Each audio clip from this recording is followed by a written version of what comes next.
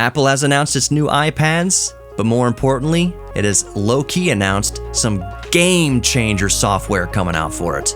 Stick around, this is going to be a great episode. You're listening to Geek Therapy Radio.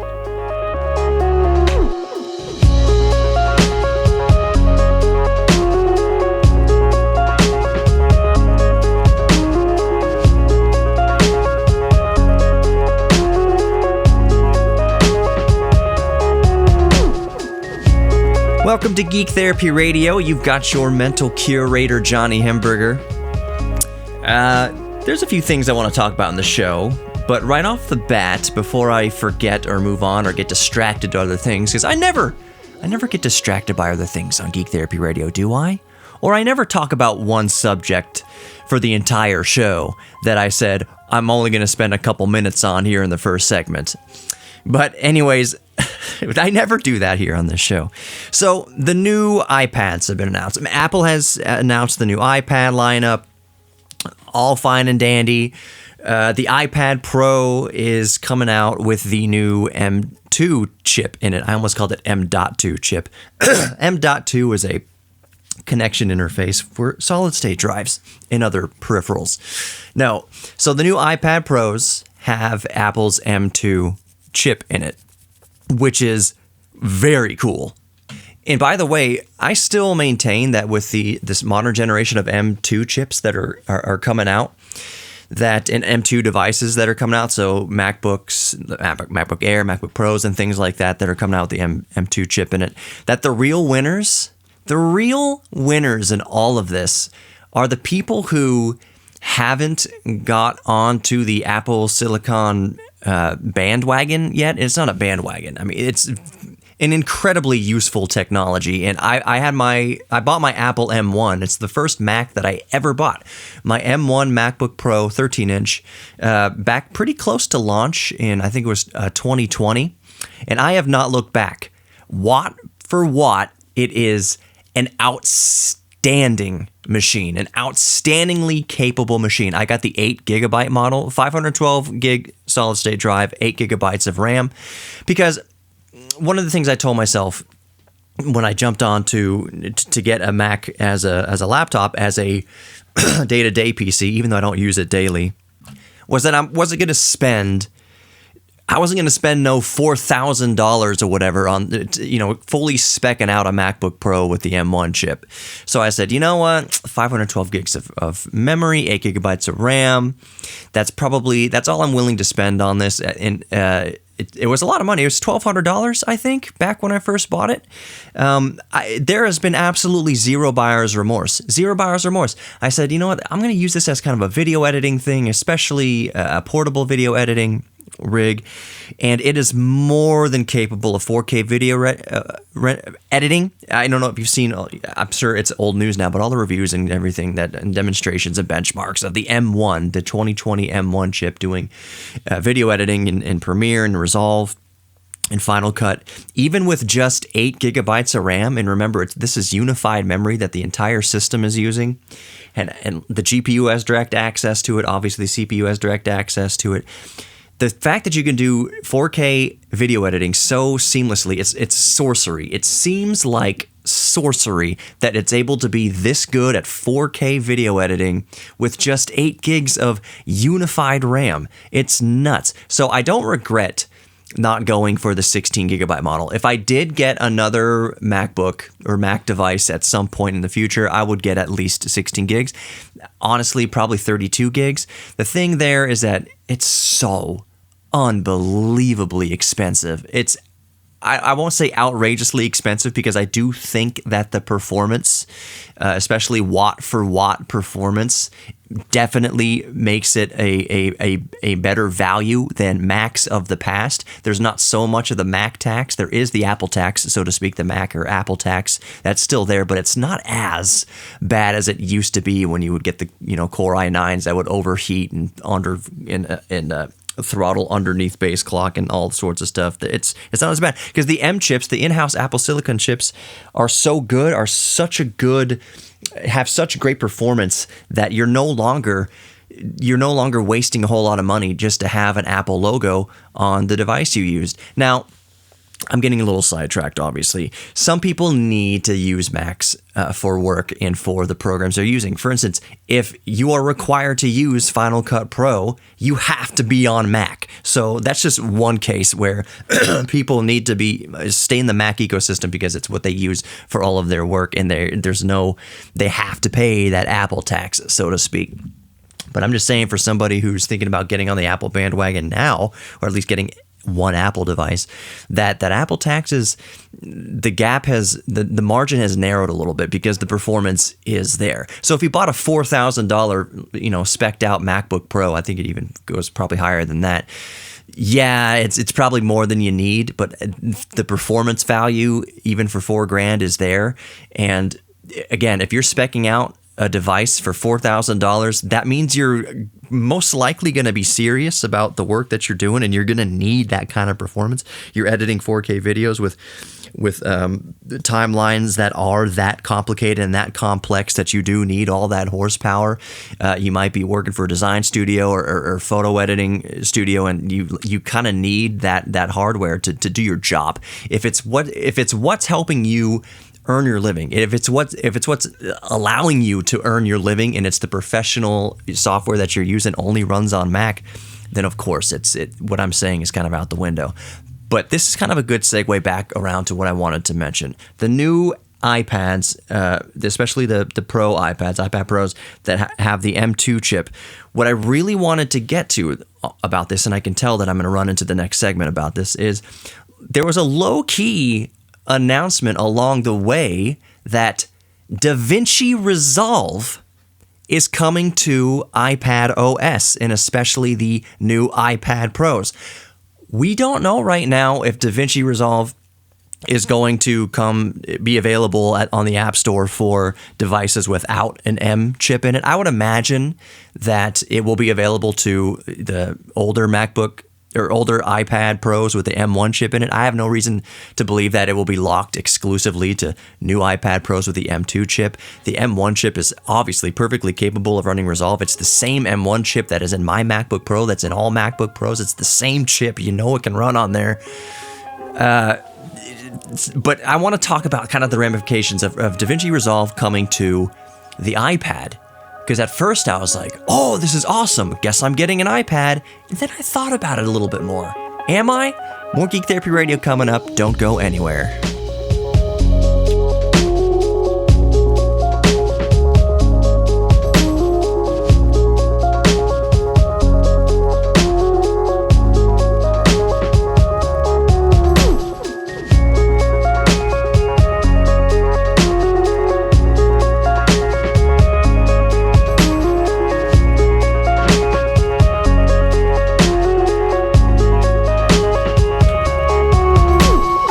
Welcome back to Geek Therapy Radio. You've got your mental curator, Johnny Hemberger. One point that I didn't get to, that I mentioned I was going to get to in the last segment, but didn't get to, was that the real winners in all of the announcements for the new M2 products coming out from Apple. So the M2 powered MacBook Pros, M2 powered Mac Minis theoretically coming out, M2 powered iPad Pros. The real winners in all that are the people who haven't jumped onto the Apple M1 or M2 silicone yet and are about to get outstanding deals and outstanding values on M1 powered devices. The fact that you can pick up, it amazes me. It's a no-brainer, and this all plays into what I'm getting at with Davinci Resolve coming out for the iPad Pro, at least M2 iPad Pros. I saw just recently, as of recording right now, you could get a MacBook Air, an M1 MacBook Air, even with the 7-core GPU, not the full 8-core GPU M1, and 8 gigabytes of RAM. You get it for what is like $700, $800 US, around there. And if you were thinking about getting an M1 powered device, you could do no better. I mean, maybe you can get the M1 Mac Mini desktop PC for less. I think you can around $600 as of recording. Don't quote me directly on that. The point is, but between $500 and $700, especially if you're going used or new, you can get a new MacBook Air with the M1 chip in it for as low as like $700 right now, maybe even a little lower. And you can definitely get lower if you buy it used or something off of eBay or Craigslist or know somebody or whatever. Those are the winners in all this. So you may be hearing this news of, Apple's announced its new M2 powered devices, and then you're looking at the prices of these things, the iPad Pros and stuff, going to be $1,000 easy, well over $1,000 depending on how you're speccing it out. You look M2 powered, MacBook Airs, M2 powered MacBook Pros, M2 powered whatevers they're going for well over $1,000, $1,500, $2,000, speccing on $3,000, $4,000, $5,000, $6,000 for these things, thinking that's ludicrous, that's insane, that's really cool technology. I wish I could afford that. That's really neat, but I can't justify that kind of thing. The winners are the people that are about to get M1 devices for a steal now. The M1 is still an exceptionally capable chip, and it will still be supported by Apple for quite a while. You're still going to be getting the updates to iPad OS and iOS. The M1 chip, watt for watt especially, is an exceptionally capable. They keep saying, I hear people talk about the MacBook Air, the M1 MacBook Air, as just kind of the perfect all-arounder daily task device, like perfect for office tasks and browsing the internet and checking email. And I'm thinking, the MacBook Air, M1 MacBook Air, even with the lower bin M1 with the 7-core GPU as opposed to the 8-core GPU, it's underselling it. It is way more capable than just checking email and doing Excel sheets. You can edit, you can do legit hardcore video editing on that thing. You can edit 4K videos professionally. It's not going to be like as fast as something that costs 3-4 times as much. It's not going to be as fast as the M.2, but I'm telling you, just using it, it's perfectly usable. It's fast. The GPU in the M1 is kind of compared more or less roughly to like a GTX 1650. And if you've ever edited video, you know that having any GPU at all in there obviously is not only a necessity, but it speeds things up a whole heck of a lot. In the built-in coprocessors in the M1 and M2 chips that handle encoding and decoding of different codecs of H.265, 264, and all these different things, ProRes and all that, you can edit all day long on a MacBook Air M1. All day long you could edit on and be just fine, perfectly happy to edit on that, especially if it's your kind of carry around everyday device. It's exceptional, absolutely exceptional. And the thing is, so my office here, another little a niche plus to the M1 chips and M2 chips also is how little power consumption they draw. So my kind of niche scenario where my office is running off of solar power, I've got 4 panels out there on the patio roof behind me, and it's my backup power, one of my backup power solutions, but it also runs my day-to-day tasks.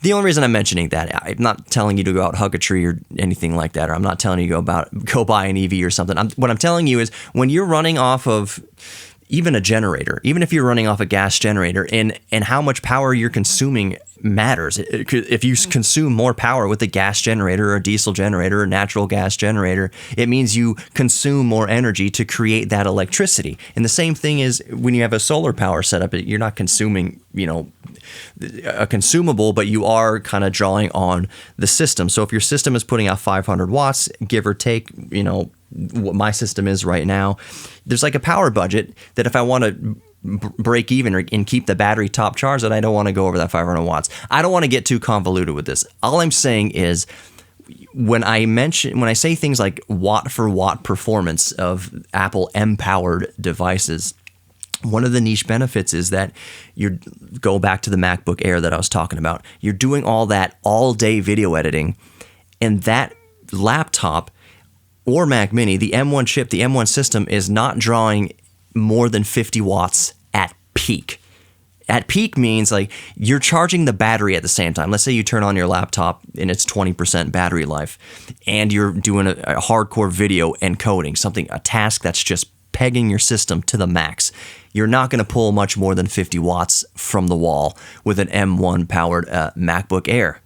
That's incredible. To do the same task at the same speed, to get the same kind of frames per second of rendering, I'm just talking like Davinci Resolve or Premiere or even Final Cut Pro on a different device powered by an Intel and then an AMD GPU or even an NVIDIA GPU if you're doing Resolve like on a PC, a Windows PC, something like that. To get the same performance, to get the same speed of an export would be consuming 2 or 3 times, at least twice as much electricity to do the exact same thing that the MacBook is doing with half or a quarter of the electricity, as I think is what Apple kind of touted, is you can do the same amount of work, same amount of task using a quarter as much electricity, energy, as to do the same task in a similarly capable device. That's absolutely true.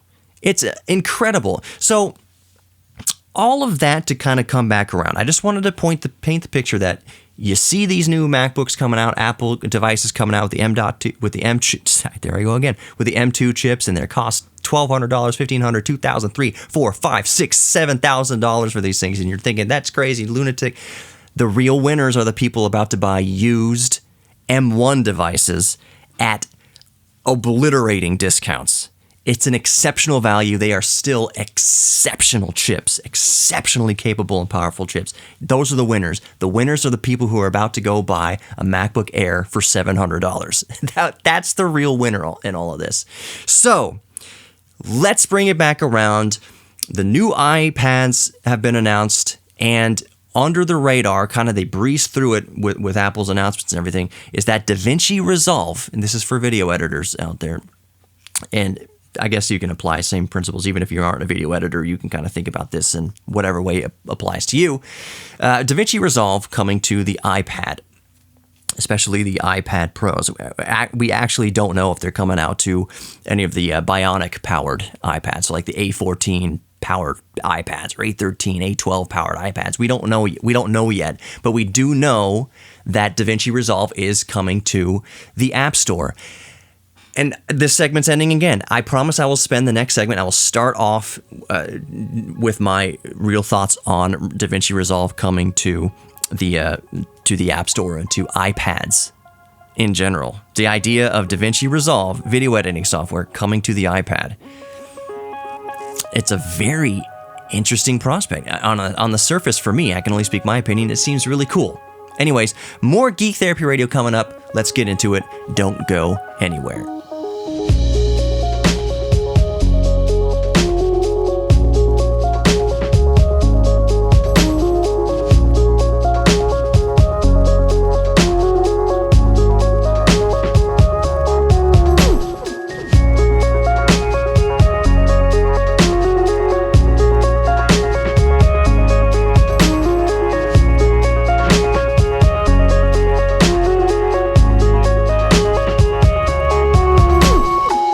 Welcome back to Geek Therapy Radio. You've got your mental curator, Johnny Hamburger. Oh, I should have recorded this.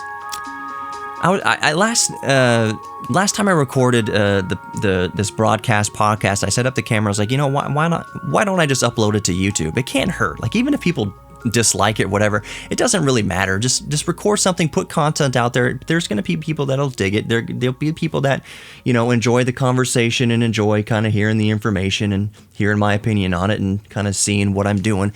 So why not just record these things and put them up on YouTube? I need to do that more often. I did it for the last podcast. I'll do it again. But that's a good segue for the plugs. Geek Therapy Radio on Instagram, Facebook, YouTube, TikTok, Twitter, all that good stuff. Just type in Geek Therapy Radio Podcast and look for the red, white, and black color scheme, and that's me. The same thing for downloading the podcast. If you're just listening to this on the radio, how do I listen to all your other podcasts? Your hundreds of other podcasts, very meticulously titled and described podcasts. How do I listen to those? Type in Geek Therapy Radio Podcast to your favorite podcast player. Of course, the iHeartRadio app, Spotify, Google Podcasts, Apple Podcasts, all that good stuff. Just type in Geek Therapy Radio Podcast, look for the red, white, and black color scheme, and you've got me. Okay, as promised in the last segment, I promised I'd start this segment by my thoughts on Davinci Resolve coming to iPad OS. So let's start where let's start at the point at which I learned the news and my initial reaction to the news that Davinci Resolve was coming to iPad OS, specifically M.2 powered iPad Pros, as far as we know right now. We don't know if it's coming to the Bionic powered iPad, the more base level iPads, more affordable iPads, the iPads at around $400, $500. We don't know yet. We don't know. I hope it would. I really hope it would. But we'll see. Part of me thinks that nah, they're not going to do it. Apple's not going to. They're about quality control, and they don't want to put something in there. Their ecosystem is so tight; it's an iron grip on the App Store and the software they allow in the App Store. So they might be maybe we don't want it on Bionic devices because it won't run as well technically as it will run on M2 chips. We know for darn sure that Davinci Resolve is run on M1, and that that's optimized for M1 chips. It's optimized for Apple Silicon. Blackmagic has optimized it. Blackmagic is the company that makes Davinci Resolve. We know for sure it works on M1 and M2 chips, so let's make it definitely available on M2 iPads. We'll see about M1 iPads. My guess personally is that they will release Davinci Resolve for the App Store to use on M1 iPads. But I don't know about Bionic. I just wouldn't be surprised if the more budget-friendly base market, Bionic-powered iPads are going to get Davinci Resolve. So my initial reaction was, if you saw me on Twitter, if you caught me for 5 minutes on Twitter while I had this tweet up before I took it down because I almost immediately started changing my mind on it, my initial reaction was, well, I guess I'm buying an iPad now. And I put a link to the article describing how Davinci Resolve's coming to the new iPad Pros. And I thought about it, and it was very quickly, did my enthusiasm, I was like, yeah, I'm totally going to start preparing and planning for spending God knows how much money on an iPad Pro to have Davinci Resolve. I'm just thinking actually, why? I already have a MacBook Pro M1 that Davinci Resolve runs exceptionally well on. We all know that. And it's going to take up about the same amount of space in a backpack or a briefcase or whatever as my MacBook Pro is. An iPad Pro and a MacBook Pro there's a little bit different in size, but nears makes no difference when it's in a backpack or in a case. They're both thin devices. They're both relatively light devices. If the idea of getting an iPad so that I could have the convenience of also having Davinci Resolve on it. Another thing is we don't know how unlocked Davinci Resolve is going to be for the iPad. We don't know, what features are they going to allow or disallow? Is it going to be the full fat Davinci Resolve, or is it going to be some sort of trimmed down version? Either way, even if it was a trimmed down version of Davinci Resolve, it's still neat. The overall idea of Davinci Resolve coming out for a tablet is awesome.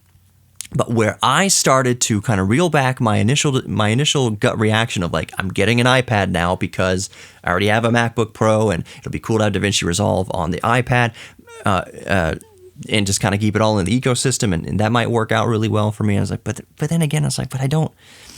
If at the end of the day, here's where I'm getting into the logic of why I started to kind of change my mind a little bit.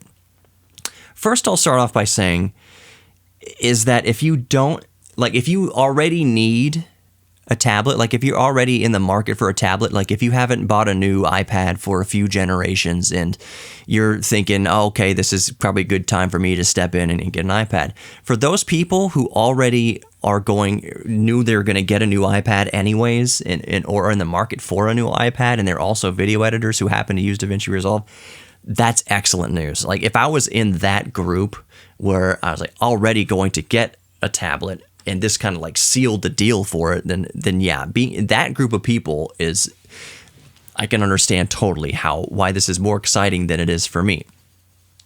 Because for me, here's where I kind of stayed with it. It's if you have, let's just call it $1,200 to spend on a device that you are going to do some heavy video editing on.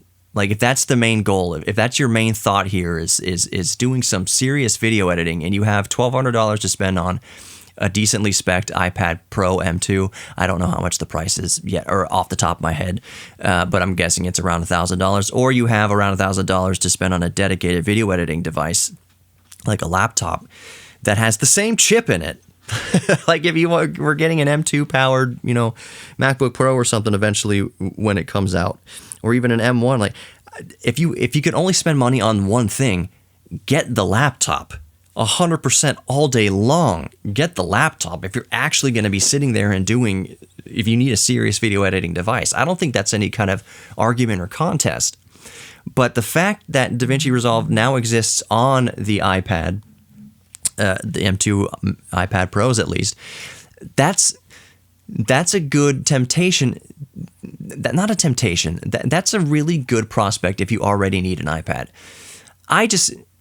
I'm trying to imagine myself, and here's where my decision, my idea on this, my opinion started kind of formulating. I was like, okay, now let's just envision for a moment that having Davinci Resolve on the iPad means that I can leave my MacBook Pro at home. Well, both devices would, near as makes no difference, take up the same amount of space in my backpack. Both devices would require a keyboard. Requires a strong word. Would benefit from a keyboard. Video editing, you would very much benefit from a mouse and a keyboard. So now I'm thinking, okay, get the iPad Pro, you're going to have to spend an extra few $100s on the keyboard case for it to make video editing even remotely like viable as far as like really getting into making some critical edits, because there's no way in heck that I'm going to be rubbing my fingers or a pen all over Apple Pencil, all over screen to edit. That doesn't sound like in a pinch for quick edits. Like if you're in the quick edit window of DaVinci Resolve and you're using your thumbs or a pencil, cool, awesome. Obviously that's amazing. But if I'm going to be doing a real project where I'm going to have multiple layers and I'm going to be doing text edits and I'm going to be doing work with Fusion nodes and all sorts of things, on an iPad, to make that viable on an iPad, you're going to need the keyboard, you're going to need a mouse. I don't know off the top of my head as I'm recording, and I should pull up a Chrome here to make sure that iPad OS has full mouse support, because it used to. I promise, I haven't looked into it that deeply in a little bit, and I'm just gonna leave it as. Yes, I know that there is technically support for a Bluetooth mouse, using Bluetooth mouse in iPad OS. That's a definite for sure thing. And even having that in DaVinci Resolve for iPad OS will be a definite benefit. I would imagine that the DaVinci Resolve for iPad OS would be optimized such that the mouse function would be fully utilized within that software. I imagine using the mouse, the experience of using a mouse on the iPad OS in DaVinci Resolve will be a fully fleshed out, wonderful user experience. I have no doubt about that. But that just leads me to my point here is to do some serious video editing on an iPad, you would need the keyboard, the keyboard cover or a Bluetooth keyboard, and you would need a mouse. And at that point, it's a laptop. At that point, it's a laptop anyways. But you can see, and not to mention the huge point here also, not to mention that you will definitely be needing to live that dongle life.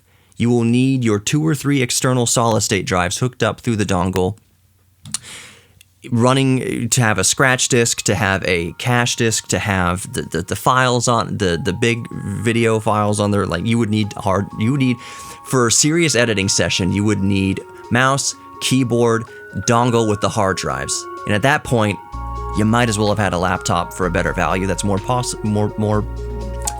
with more performance, theoretically. Let's finish this thought, because there's more to it. I know you're screaming at your speakers right now saying, what about? Anyways, more coming up.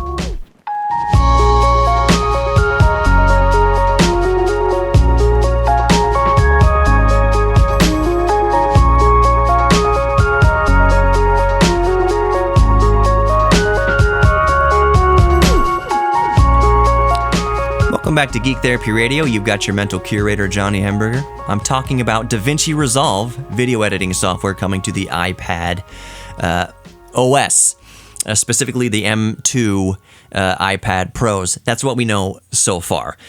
Now, if you're just listening to the radio, stick around with me because the general thoughts that I'm talking about will apply to more users of different kind of software, different kind of things. I may be specifically talking about video editing software in this instance, but you can apply what I'm talking about. The rationalizations I'm making and opinions that I'm saying here about this can apply to other software, other scenarios. Now, basically where I left it at the end of the last segment was that if you wanted an iPad and you were going to use it that could serve as a full-service video editing rig, replace video editing with whatever software you want to think about here, you would, at the end of the day, to do serious work on it, you would still need a keyboard, a Bluetooth mouse, a dongle with the hard drives all hooked up to it. And at that point, it's a laptop. Now, during the break, even as I'm recording the podcast, I wasn't sitting around for 4 or 5 minutes waiting for the commercials to play. Even in the 30 seconds that I pressed stopped recording the last segment and started recording again on this segment, I started to think, it's like, well, you know what? It is actually, cool. It's a cool thought that, most of the time, and this is where I think that most of the people were kind of screaming at their speakers with their opinion on the matter, or their earphones or earbuds, whatever they're listening to this with. It's not that you would use the iPad, buy it specifically for the video editing. It's that you can do everything that a tablet does, but also be able to video edit on it seriously in a pinch. I guess where you need to know where I'm at on this, you don't need to know anything where I'm at on this. Where I'd like you to know where I'm at on this is that I'm on the fence about the practicality of this. I'm on the fence about, could this be a laptop replacement for a video editor that uses this particular software, that uses Davinci Resolve? Could they viably say, you know what, I'm not going to get that next MacBook Pro. What I'm going to get instead now is the iPad, because now it can also run the software that I use. That is a good point to think about, and I can't steer your opinion on that or what you should do in that situation. That's going to depend on you. It's exactly what's happening to me right now in my brain. It's like, would I do that? Should I do that? And as of recording, here's what it boils down to. Here's what would help that decision quite a bit, actually. Because here's the thing. I don't use my MacBook for much other than video editing with Davinci Resolve when I don't feel like firing up my big beast mode RTX 3090 rig PC. I also have my other laptop. Sorry, bang the microphone stand. I have my laptop, 14-inch Asus Zephyrus G14 that has an RTX 3060 in there, a 6 gigabyte RTX 3060, 60 watt TDP, and the 8-core 16-thread 5900 HS AMD Ryzen 9, is it? Or is it 7? Oh, 7, yeah. 5900. It's both of those devices, my laptop with the RTX 3060 and the Ryzen 7, and then my beast mode desktop PC with the RTX 3090 and Ryzen 9 3900X in there, both of those technically destroy, in terms of video editing performance, my M1 powered MacBook Pro, technically. But that doesn't mean that the editing using my M1 MacBook Pro for video editing is anything less than outstanding. It just tells you how much more powerful the other machines are, that an outstanding M1 powered MacBook Pro gets beat by machines that are technically more powerful. Both of those machines draw 4, 5, 6, 7 times more power. Where, as I mentioned before, the M1 MacBook Pro, I'm editing on that, getting exceptional performance, and it draws no more than 50 watts per the wall. While I'm editing on my gaming laptop, the G14, it can pull upwards of 200 watts from the wall. And while I'm editing on my RTX 3090 3900X Beast rig, that will pull close to 800 watts from the wall at full tilt. Close to. Between 700 and 800 watts from the wall, full tilt. That is a far cry shout above the 50 watts total that the exceptional experience the M1 is giving me doing the same task. No, it's not going to render out the final video as fast as the machine consuming 800 watts. It's not, but it's still going to be quick enough. It's the difference between like, okay, rendering out a project on my M1 MacBook Pro means that I can go downstairs and make a cup of coffee and then come back up and my video's done. It's done encoding. Versus, which is no problem. You get up for a few minutes, make a delicious cup of coffee, come back, done. 3, 4, 5 minutes, maybe 10 minutes, something like that. Whereas rendering out the same thing on my beast mode rig, consuming 800 watts, will do the same project in a third of the time, probably like that. I wouldn't get up from my seat because it would render that fast. But getting up from my seat really isn't a big deal anyways, because I'm not leaving to go shopping. I'm just going downstairs and make a cup of coffee. That's the performance gap, and that's a testament to how good the M chips are in these devices. To bring it back around to what would help the decision-making process for me personally, I can only speak for me personally, of getting an iPad Pro, an M2 iPad Pro, to do serious video editing work on top of just using it as a general iPad, that I don't have to have it all docked into the keyboard case, and I don't have to have all the mouse hanging off in the dongles and all that thing like that. I can just use it just browse the web and sit there on the couch browsing the web with it. But if I want to do serious work, I can put the keyboard on it and everything else and do some video editing. What would help that decision, and what I think a lot of you listening are kind of thinking right now, is the fact that it all continges upon, it's a contingency, that we don't know if this will be the full fat desktop version of Davinci Resolve. That if you have a license, if you bought a $300 Davinci Resolve Studio license, that way you get the full $300 studio version of Davinci Resolve on your iPad, M2 iPad. Now, the thing about Davinci Resolve, if you're listening, is that it's also free. There's certain features that are locked out, and enhancements that are locked out from the free version of it, but it's still a more than an exceptional video editor. It's the best free video editor out there, and it's one of the best video editors out there, period, even the studio paid version. Matter of fact, almost everything you watch right now in the movies and on TV and on Netflix and whatever, everything looks so awesome in HDR and 4K and all that kind of stuff. It's a good bet that at minimum 90% of everything you're watching right now in modern day is taking a pass through Davinci Resolve, especially the color grading in Davinci Resolve. It is industry standard for its color grading tab, basically. So it's all contingent. It's all contingent. Would you replace a MacBook Pro with an iPad Pro to edit with Davinci Resolve? And that's a contingency on if you're getting the full fat version of Davinci Resolve. My inkling would be like, well, why wouldn't you? Why wouldn't you have access to, why wouldn't it be the full fat desktop version of Davinci Resolve? It's the same exact chips. The M2 chip, I keep on saying M.2, the M2 chip in there is going to be the same chip effectively as what you're going to get in like a MacBook Air, for instance. It's not going to be a fully spec'd out. Maybe there's less GPU cores. Maybe it's a different bin of M2, but it's still M2. And Davinci Resolve runs perfectly on M2 and M1 chips. So why wouldn't it be the full fat version of Resolve? We'll see. At the end of the day, it's very exciting news. It's incredible. And if Davinci Resolve will work on Bionic chips on an iPad that's like $400, I will day one go out and get that iPad. Sorry, honey. I'll talk with my wife about it. Anyways, you are worthy of love. You're worthy of giving love, receiving love, and you're worthy of your own self-respect. So please believe it. You are worthy of love. Thank you so much for listening. I'll talk to you next time. Take care. Stay curious.